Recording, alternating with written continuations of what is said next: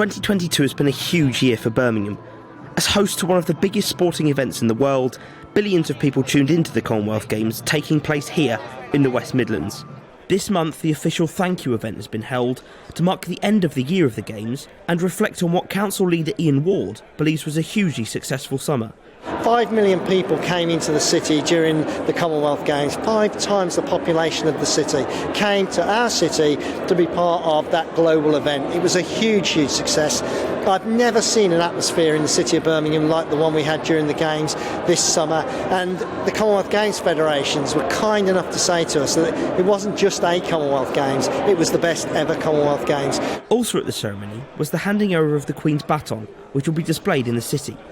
Now this part of the West Midlands turns its attention to how to build a Games legacy. For Birmingham City Council, that starts in the community.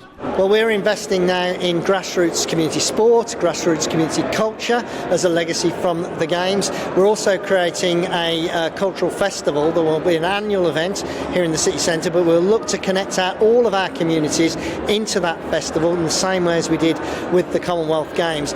Along with investment from the Council, Sport England are providing £35 million worth of combined National Lottery and government funding to ensure the effect of Birmingham 2022 is felt for people across the city and the country as well. Chief Executive Tim Hollingsworth says it's about giving young people access to sport.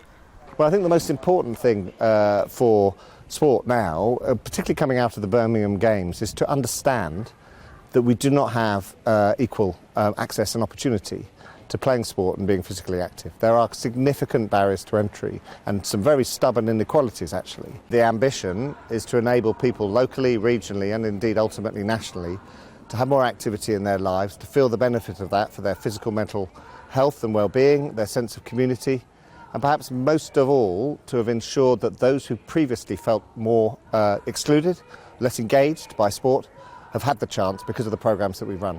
One community project receiving funding is the Impact Fitness Academy, a group in Birmingham trying to make a difference to people's lives through combat sports such as freestyle wrestling and boxing. Assistant coach Hanaya Kusar stresses the importance of that money for projects like this. It's helped us build our business and start to get more equipment and allow us to increase our class numbers so that we can reach wider community areas. The next Commonwealth Games are to be held in Victoria, Australia in 2026, and there'll be expectations for them to put on a show like Birmingham did. In the meantime, this city is starting to build its legacy and keep that Games spirit alive. Jack Carson, GB News.